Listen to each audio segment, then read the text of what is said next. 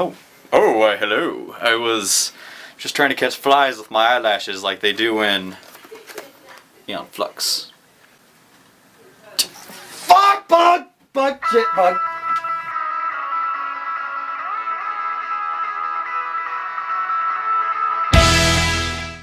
So what are we doing today? The Aeon Flux. Show the people. Aeon Flux. Okay. That's really close to my name. Aeon Flux, a lot of people, if you had MTV and MTV2, if you saw it on MTV2, it was one of those it was one of those series that you had to watch an episode from the beginning to the end to actually know what was going on, because the story wasn't very linear. It was just a bunch of episodes that are just randomly thrown together. Yeah, it's just like it's the chick, and then she does all these missions. Yeah, it's Aeon, who is an agent of what was it, Monaco, something like that, trying to take down Trevor Goodchild, who is the ruler, president. Goodchild's the bad guy. Goodchild's the bad guy. Even it's like a weird love, hate, I'm gonna try and kill him kind of relationship that they have. I want to kill him. Oh wait, I want to have sex with him. No wait, now I want to kill him again.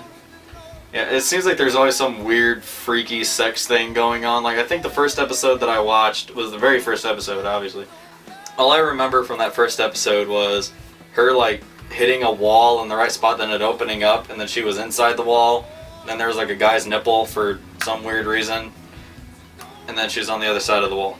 Yeah, it's weird. The very strange. Yeah, very, the writing very strange. is weird. But the reason we like it so much is what, like, the art. The art is like the artwork. So you like close up on that. Like, the artwork is very, very, like, everybody's really, really stretched out, and it's a lot of lines. Like, everything is lined, and it kind of makes everybody look a little creepy. It is creepy. It's kind of weird. Everyone's like arm reach is like this plus 4. Yeah. You know, like take my forearm and add an extra forearm on it, and that's how far the people in the thing can reach. And then there's the chick that has the hands for feet. The hands for feet, yeah. Cause like if you've seen the movie Aeon Flux with Charlize Theron, and that's all you've seen, go kill yourself. Yeah, because like this storyline, the original storyline for this, it's so diluted and strange in the movie that when you bring it back and you watch the original, you're like, holy crap, I didn't see that in the movie. The movie actually probably tried to make a storyline out of it, whereas it was just 10 episodes of different, like, all different stuff. Like, they might have had something to do with each other, but it wasn't like where like they actually alluded to stuff in other episodes to where it just seemed like it was just 10 completely separate episodes of shit that was going on. I think in like 2 or 3 of them she even dies at the end. Yeah, that was weird. I saw it. They were like, she's just dead at the end, and they don't explain it. And the next episode, she's alive again, and you're like, how? Why? It doesn't really make sense. But it was MTV in like the 90s, so.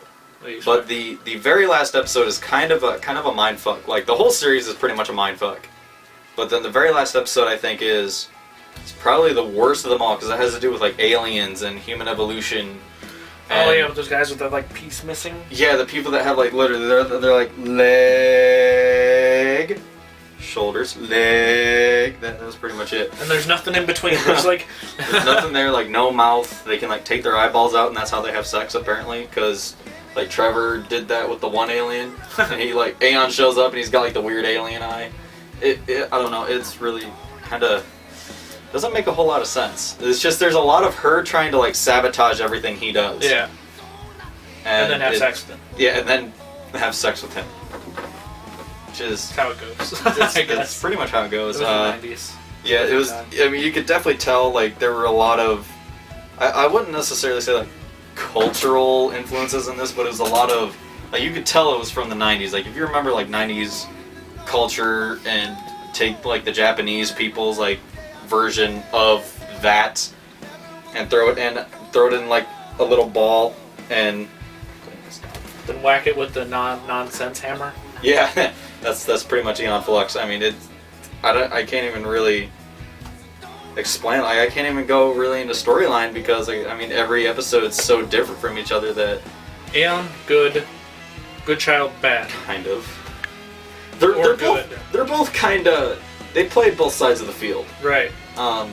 Yeah, that's really all I got. So the art's cool, and then the art is very cool. The concept is really cool. even in this, it wasn't exactly like the movie or the original graphic novel, but the art in it was a lot more fluid than I think. It's a little more standard than like Aeon Flux. I think the biggest draw to it is just that everybody's like so lengthily drawn out, and that it's just such an irregular art style that I think is what gives it that appeal, that draw. Yeah. Because it's something you can't do that in a movie. Yeah. You can't do that in a live action. And I think that's why the live action failed so much compared to the anime. I think the only good thing they did with the live action was that they had the chick with the hands for feet. Yeah. I think that was about the only thing good that I think they actually did for it. Yeah.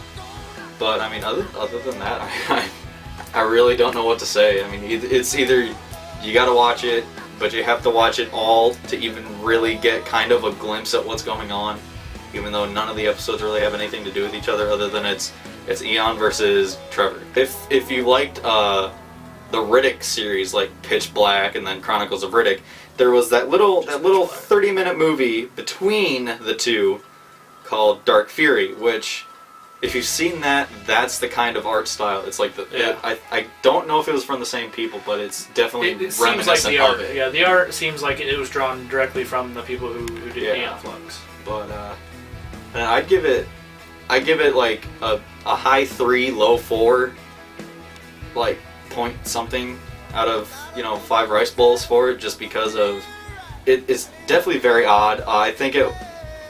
I would have liked it a little better if the storyline had if the episodes had something to do with each other, instead of them just being, well, this is happening, she died in this episode, but she's back again, and this is happening, and Alien eye sex, alien eye sex. I'd give it probably a 3, just because the DVD, DVDs, I like special features and stuff, and there's probably a lot of good special features. Somewhat they kind of talk a lot about just like converting it from the graphic novel to the thing, but it's still definitely really weird. I would say 3, just because it's nostalgia. I mean, we used to watch it when we were growing up, along with everything else MTV Which did. is weird that people actually let us watch that. Yeah, growing up. Like they're like, no, Beavis and Butthead. What was that? Aeon Flux? What the fuck? Go ahead. Yeah, go for it. Chick wearing. I'm gonna go drink. I'm gonna go smoke.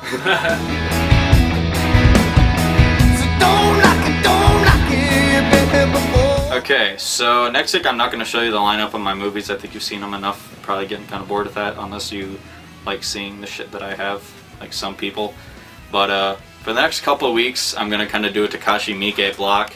Next week I'm going to do Audition, which if you haven't heard of it, I can't even say anything about this movie that would possibly draw you or possibly repel you from seeing it, because it is just that insanely gross, and I'll tell you about that next week.